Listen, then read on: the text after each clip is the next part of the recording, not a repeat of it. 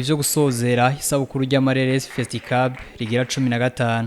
Amaresi atandukanye y'abarundi yarushije ayandi akaba yaronkejwe ubushimwe. Ku ruhande rw'amaresi magufi, ireresi yabaye ya mbere ni yitwa Gitoro yakozwe na Nibaruta Abubakar. Ku ruhande rw'amaresi yo mu bwoko bwa documentaire, ireresi yitwa A Man Drives As He Lives yakozwe na Floribert Ndayishimiye akaba ariyo yabaye ya mbere. Nayo ku ruhande rw'amaresi maremare yitwa Kwetu yakozwe na Lionel Setukuru niyo yafashe ikibanza ca mbere. Lionel Setukuru ahamagara abagenzi we gukorana n'abandi mu bindi bihugu kugira ngo bashobore kungura ubumenyi. Isoko rya sinema yo mu Burundi iragoye gushobora kuyiduza, biragoye cyane gose kuko uravye abakonsoma abarabireresi ni bakeya ugereranyije no mu bindi bihugu.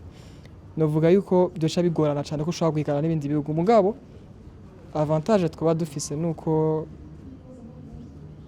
twebwe iwacu gukora filme novuga yuko byoba bizimbutse kurusha mu bindi bihugu. Nico gituma dukwiye gukorana n'abandi mu bindi bihugu kugira ubunguke kubumenyi hama nabo baze bunguke iyo soko rizimbutse ryo gukora filme. Floribert Ndayishimiye ari mu baronse agashimwe asaba ko abakora amaresi bokoroherezwa mu kuronka uburenganzira bwo gufata amasanamu y'ibibanza bitandukanye baba bakeneye. Hari ubwo burenganzira, hariho n'uburyo duronse opportunity yo kwiga. Murabizi ko kwiga ari ikintu gikomeye cyane, kwiga kuba expose aux connaissances z'ibi dukoreramwo navyo vyo dufasha cyane. Ica gatatu muravyumva, turakeneye uburyo bw'ivyo dukora kugira ngo bije ku rwego mpuzamakungu. Burundi nkuko yabivuze President Leonce, bugaragare mu mahanga. Hari amafilme yakoze yabivuze, bwatanze ishusho nziza y'igihugu mu mahanga. Turifuza natwe gukontribuer cyangwa guterera muri ubwo buryo bw'uko igihugu cyacu kiboneka neza mu mahanga. Mugurumva la qualité irasaba uburyo. Umuyobozi wa Festicab yateye akamo akora amareresi b'abarundi ukunda kwiga ibijanye no gukora amareresi.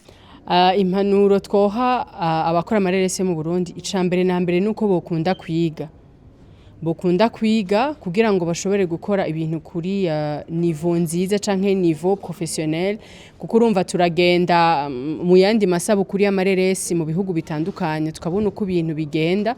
Rero mu Burundi hari ahantu tutarashika, kandi bisaba yuko abantu biga ntibabikore gusa nk'ibintu bakunda, mugabo bafata umwanya baje kwiga kugira ngo bashobore gukora ikintu bazohora nabone atari muri Festicab gusa bama barungika ibikorwa bivuye hanze, ariko n'abarundi batangure kurungika ibikorwa vyabo mu mahanga.